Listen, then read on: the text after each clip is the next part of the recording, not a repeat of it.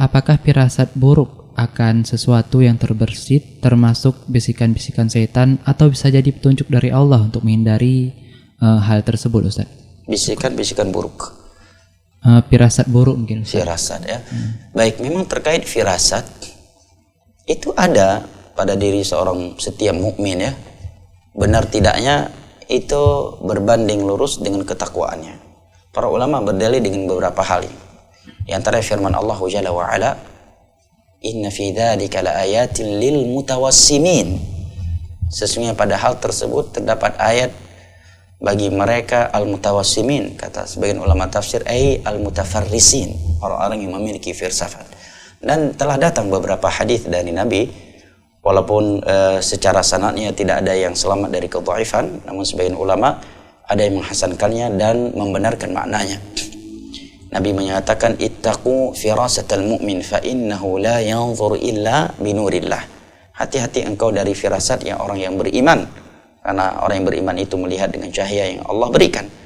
Dalam riwayat yang lain, Nabi mengatakan di akhir zaman itu hampir-hampir firasat seorang mukmin itu tidak pernah meleset dari kebenaran. Juga dalam sebuah riwayat disebutkan, tidaklah seorang melakukan maksiat kecuali seorang mukmin yang memiliki firasat bisa melihat bekas maksiat yang dia lakukan pada wajah yang tersebut.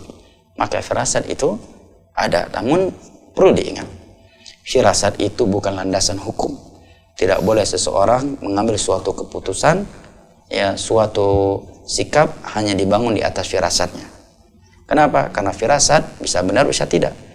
Yang kedua, kalau hukum itu sudah ada landasannya. Kalau hukum agama sudah ada landasannya, itu Al-Quran dan As-Sunnah ala fahmi salafil ummah. Firasat itu hanya untuk pendukung dan penguat saja.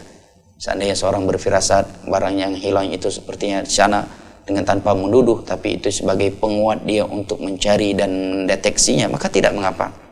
Namun ingat ya, firasat yang sering benar itu Nabi katakan firasatnya seorang mukmin.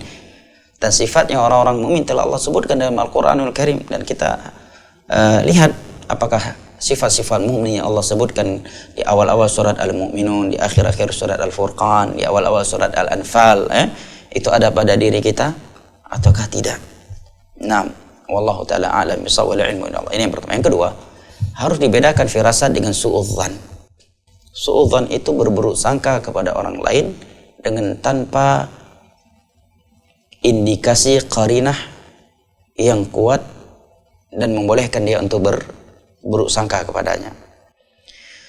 Yang ketiga, boleh seseorang bersikap waspada atas sangkaan di dalam hatinya dengan tanpa menuduh orang lain tanpa bukti.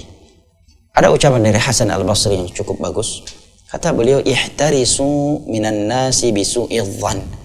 Bersikap waspadalah engkau dari kejelekan manusia dengan berburuk sangka. Maksudnya kata Allah, bersikap waspada. Sikap waspada, khawatir akan dirampok, akan dicopet, akan dikerjain, akan ditipu. Ini tidak mengapa, karena tujuan dia untuk bersikap waspada dan menyelamatkan dirinya dari kejelekan manusia. Wallahu ta'ala alam bishawab. STA TV, media syiar Islam.